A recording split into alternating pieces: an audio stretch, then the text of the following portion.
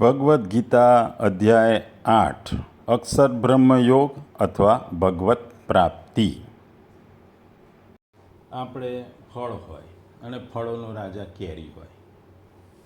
કેરીમાં 3 સ્તર હોય.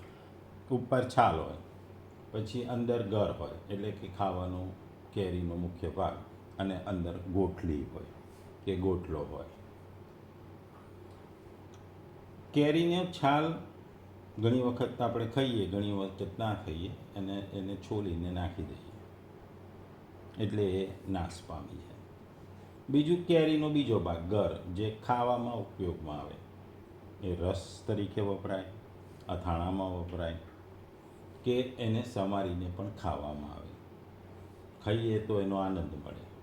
અથાણું બનાવવામાં આવે તો એ લાંબા સમય સુધી રહે અને તમને એ કેરીની ખાવાની તમને લાંબો સમય લાભ મળે. ત્રીજી વસ્તુ અંદર ગોટલો હોય છે. એ ગોટલો તમે રોપો તો એમાંથી ફરી આંબો થાય અને આંબા પર કેરી આવે.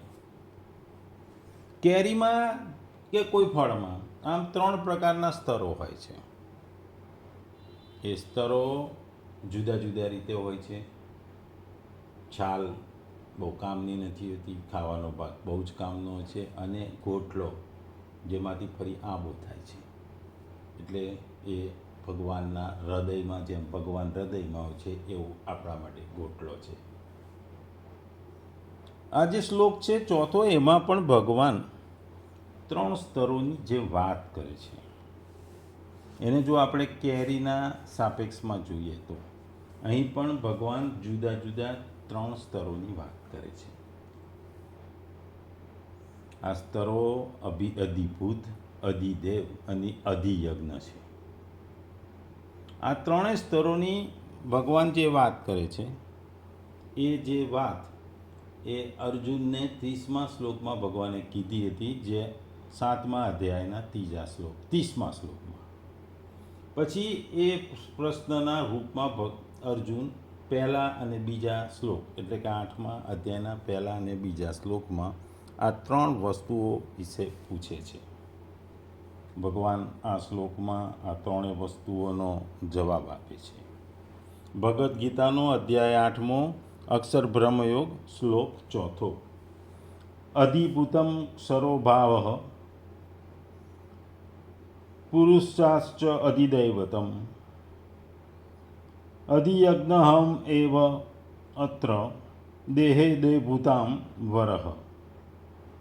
ગુજરાતીમાં જો આ શ્લોકને કહીએ તો ઉત્પત્તિ વિનાશીલ પ્રત્યેક પદાર્થ અધિભૂત છે, હિરણ્યમય પુરુષ અધિદેવ છે, અને હે દેહધારીઓમાં શ્રેષ્ઠ અર્જુન, આ શરીરમાં હું વાસુદેવ જ અંતર્યામી સ્વરૂપે અધિયજ્ઞ છું.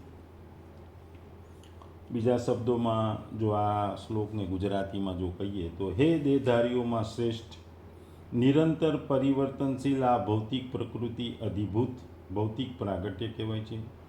સૂર્ય તથા ચંદ્ર જેવા દેવો જેમાં સમાવેશ થાય છે તે ભગવાનનું વિરાટ સ્વરૂપ અધિદેવ કહેવામાં આવે છે.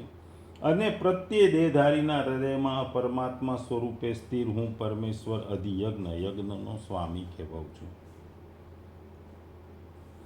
ભગવાન આ શ્લોકમાં અર્જુનને એના પ્રશ્નોના જવાબ આપી રહ્યા છે.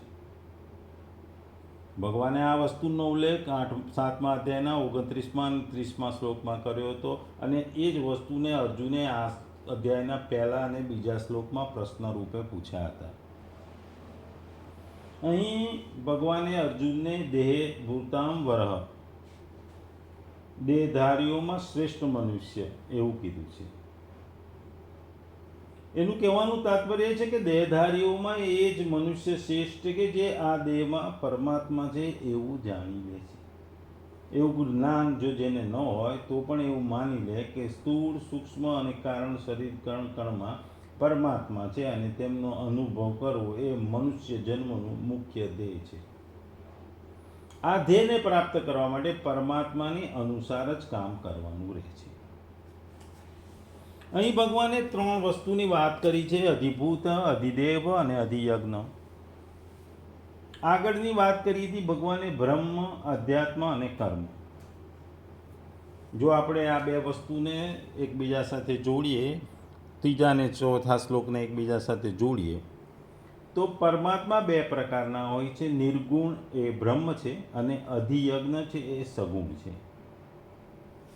જીવના બે પ્રકાર હોય છે. આધ્યાત્મ સામાન્ય જીવ કે જે બદ્ધ છે, અને અધિદેવ કારક પુરુષ જે મુક્ત છે.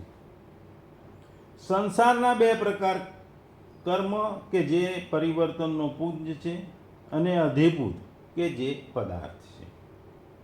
ટૂંકમાં પહેલા ત્રણ વસ્તુઓ જે આગલા શ્લોકમાં કીધી હતી, બ્રહ્મ, અધ્યાત્મ અને કર્મ, અને આ શ્લોકમાં જે અધિયજ્ઞ, અધિદેવ અને અધિભૂત કહેવામાં આવ્યા છે, એ એકબીજાના પૂરક છે અને એ પ્રકારોના બે ભાગ છે. અહીં ભગવાને પહેલો શબ્દ અધિદેવ, અધિભૂતમ શબ્દ વાપર્યો છે. અધિભૂતમ જે પંચ મહાભૂતો છે, પૃથ્વી, જળ, તેજ, વાયુ અને આકાશ, આ પાંચ મહાભૂતોથી બનેલી પ્રતિક્ષણે પરિવર્તનશીલ અને નાશવંત સૃષ્ટિ હોય છે, જેને આપણે અધિભૂત કહીએ છીએ. એટલે વસ્તુ બદલાતી રહે, પરિવર્તનશીલ થાય અને એનો નાશ થાય, એને ભગવાન અધિભૂત કહે છે. અહીં ભગવાન ક્ષરભાવ અધિભૂત છે. એનો કહેવાનો મતલબ એ છે કે અપારા પ્રકૃતિ અને તેના પરિણામથી ઉત્પન્નશીલ જે વિનાશશીલ તત્વ છે, જેનો પ્રતિક્ષણ નાશ થાય છે, ક્ષય થાય છે, એટલે તેનું નામ ક્ષરભાવ છે. આ ક્ષરભાવને જ 13મા અધ્યાયના ક્ષેત્ર શરીરના નામથી અને 15મા અધ્યાયના ક્ષર પુરુષના નામે કહેવામાં આવ્યું છે. આ ક્ષરભાવ શરીર, ઇન્દ્રિયો, મન, બુદ્ધિ, અહંકાર, ભૂત અને વિષયોના રૂપમાં પ્રત્યક્ષ થઈ રહ્યો છે અને જીવોને આશ્રિત છે, અર્થાત જીવરૂપી ચેતન પરા પ્રકૃતિ આને ધારણ કરેલી છે. આનું નામ અધિભૂત છે. 7મા અધ્યાયમાં ભગવાન અપરા પ્રકૃતિને પોતાની પ્રકૃતિ કહી ચૂક્યા છે. તેથી આ ક્ષાર પણ ભવ પણ ભગવાનનો છે, તેથી પણ તેનાથી અભિન્ન છે. ભગવાને પોતે જ કહ્યું છે, સત અસત અરે બધું જ હું છું. કારણ કે આ ભૌતિક પ્રકૃતિ નિરંતર પરિવર્તનવાળી છે, અને ભગવાન આપણને કહે છે કે ભૌતિક શરીરને આપણે 6 તબક્કાઓમાંથી પસાર થવું પડે છે. ઉત્પન્ન થવું છે, વધે છે, કેટલોક વખત રહે છે, કેટલીક પેટા પેદાશો ઉત્પન્ન કરે છે, ક્ષીણ થાય છે અને છેવટે લુપ્ત થઈ જાય છે. એટલે આ જે ભૌતિક પ્રકૃતિ જે નાશવંત છે, એને ભગવાને અધિભૂત કીધું છે. બીજો શબ્દ અધિદેવ એ વાપર્યો છે. કોઈ એક સમયે સર્જન થાય છે, કોઈક સમયે વિલય થાય છે કે નાશ થાય છે.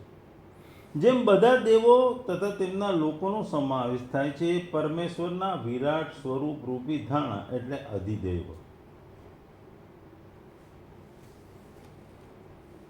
અહીં ભગવાને અધિદૈવત શબ્દ પદ આદિ પુરુષ હિરણ્ય ગર્ભ બ્રહ્માનું વાચક છે. મહાસર્ગના આદિમાં ભગવાનના સંકલ્પથી સૌથી પહેલાં બ્રહ્માજી પ્રગટ થયા, અને પછી તેઓના સર્ગના આદિમાં સમગ્ર સૃષ્ટિની ભગવાને રચના કરી. પુરુષ શબ્દ અહીં પ્રથમ પુરુષનો વાચક છે. તેને સૂત્રાત્મા, હિરણ્યગર્ભ, પ્રજાપતિ અથવા બ્રહ્મા કહે છે. જળ ચેતનાત્મક સંપૂર્ણ વિશ્વનો આ જ પ્રાણ પુરુષ છે. બધા જ દેવતાઓ આના જ અંગ છે. આ સૌના અધિષ્ઠા, અધિપતિ કે ઉત્પાદક છે. તેથી તેમનું નામ અધિદેવ કહ્યું છે. ભગવાન પોતે જ અધિદેવના રૂપમાં પ્રગટ થાય છે, તેથી પણ ભગવાનથી એ અભિન્ન છે. જો આ વસ્તુને ઘણી વખત સમજતા તો અધિદેવ એટલે પુરુષ, પૂરું ભરવું, તે ઉપરથી પુરુષ શબ્દનો અર્થ છે, જેનાથી બધું જ ભરેલું છે એવો થાય છે. બીજો અર્થ એ છે કે આ શરીરમાં રહેલા છે તે હિરણ્ય ગર્ભ એટલે કે વિશ્વાત્મા છે. બધા પ્રાણીઓ તેની પાસેથી ઇન્દ્રિય શક્તિ પ્રાપ્ત કરે છે, તે સાક્ષી એટલે કે આત્મા છે. ત્રીજો શબ્દ ભગવાને અધિયજ્ઞ એટલે કે ચૈતન્ય યજ્ઞનો અધ્યક્ષ. યજ્ઞનો સ્વામી તો વિષ્ણુ છે. બધા જ યજ્ઞ કાર્યો સાથે વિષ્ણુ જોડાયેલા છે. આ યજ્ઞ જ વિષ્ણુ છે. ભગવાન કૃષ્ણ કહે છે કે શરીરના બધા યજ્ઞ કાર્યોમાં યજ્ઞ દેવતા હું છું. બધા યજ્ઞ શરીરથી થાય છે, તેથી તેઓ શરીરમાં રહે છે, એમ અધિ યજ્ઞ કહેવાનો મતલબ છે. અહીં ભગવાન કહે છે કે અધિદેવ, કારણ કે ભગવાને અર્જુને બે વાત પૂછી હતી, અધિયજ્ઞ કોણ છે અને તે આ શરીરમાં કેવી રીતે છે. આ ભગવાન આ બંને પ્રશ્નના ઉત્તર એકી સાથે આપી દીધો છે. ભગવાનના બધા જ યજ્ઞોના ભોગતા અને પ્રભુ છે અને સમસ્ત ફળોનું વિધાન તેઓ કરે છે. તેથી તેઓ કહે છે અધિયજ્ઞ પણ હું પોતે છું. અહીં એવમના પ્રયોગથી એમ સમજવું કે અધિભૂત અને અધિદેવ પણ મારાથી ભિન્ન નથી.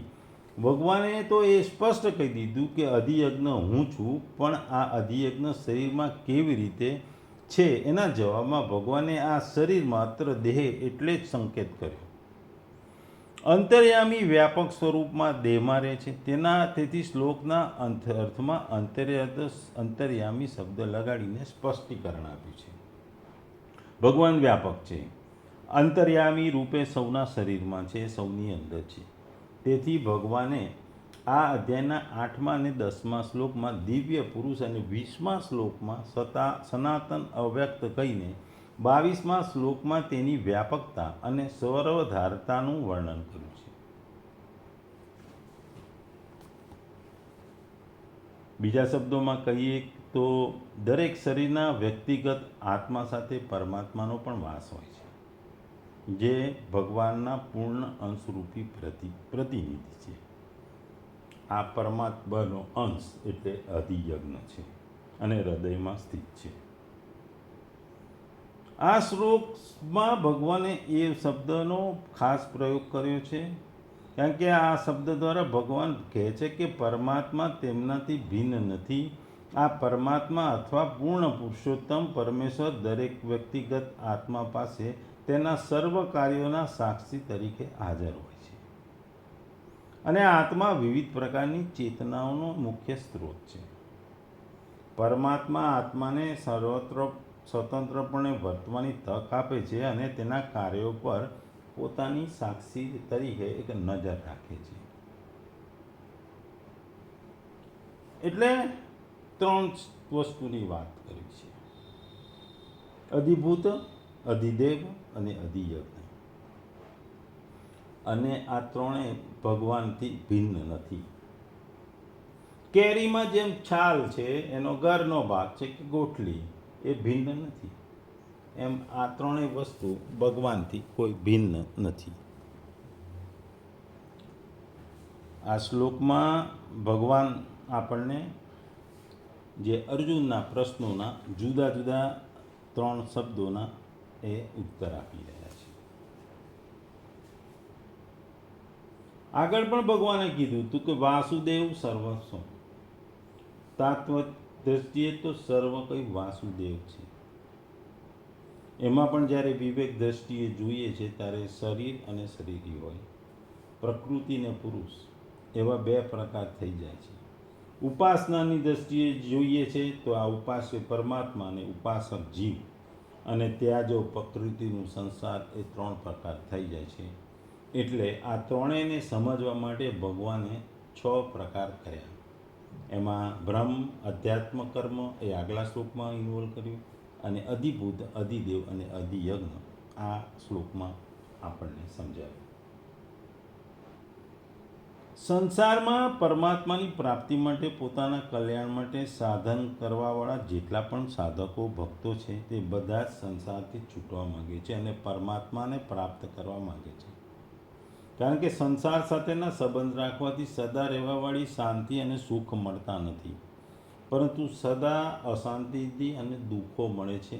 મન શાંત રહેતું નથી, એવો મનુષ્યનો અનુભવ છે. પરમાત્માનો લાભ, પરમાત્માનો આનંદ આનંદનું સ્વરૂપ છે. ત્યાં દુઃખ માત્ર પણ નથી, એવું શાસ્ત્રો કહે છે, એવું સંતો કહે છે, જેવા અનુભવી સાધકો પણ કહે છે. એ વસ્તુને સમજાવવા આ 3 શબ્દોનો ભગવાને અહીં ઉપયોગ કર્યો છે. આપણે જાણીએ છીએ કે સત અને અસત બધું જ પરમાત્મા છે. પરમાત્મા ન સત કહી શકાય કે ન અસત કહી શકાય, કારણ કે પરમાત્મા સત પણ છે, અસત પણ છે, અને સત અને અસતથી પર પણ છે. આ રીતે ગીતામાં ભિન્ન ભિન્ન વચનો આવે છે, તેઓની સંગતિ બાબતમાં વિચાર કરવામાં આવે છે. ભગવાન આ વસ્તુને અહીં સમજાવી રહ્યા છે. પરિવર્તનશીલ અને નાશવાન ક્રિયા અને તમામ પદાર્થો ક્ષરભાવ છે, જે ભગવાનની અપરાની પ્રકૃતિ છે. જ્ઞાનમાં બ્રહ્મની સાથે એકતા થાય છે અને પ્રેમમાં અંતર્યામી ભગવાન સાથે અભિન્નતા થાય છે. ભગવાને અહીં અંતર્યામી અધિયજ્ઞને પોતાનું સ્વરૂપ કહ્યું છે. તેથી બ્રહ્મ તો વિશેષણ છે, અંતર્યામી વિશેષ્ય છે. તાત્પર્ય એ છે કે જેને ગીતાનો સમગ્ર કહ્યો છે તે સર્વનો સર્જક અને નિયામક અંતર્યામી હું જ છું. આ જ અંતર્યામીને 14મા અધ્યાયના 3જા શ્લોકમાં ભગવાને પદોમાં હમ શબ્દથી કહેવામાં આવ્યો છે. ગીતામાં બ્રહ્મને માટે પણ કહ્યું છે અને સમગ્ર ભગવાન માટે પણ કહ્યું છે. ટૂંકમાં આ શ્લોકમાં ભગવાન અધિભૂત તત્વનું જ્ઞાન એ મારા વિનાશી સ્વરૂપનું જ્ઞાન છે, અને પુરુષ એ અધિદેવ છે, અને હું જ આ શરીરનો અધિયજ્ઞ છું, એવું ભગવાન આપણને સમજાવી રહ્યા છે. એટલે વિનાશનું જ્ઞાન, પુરુષનું જ્ઞાન અને અધિયજ્ઞ એ જ છે.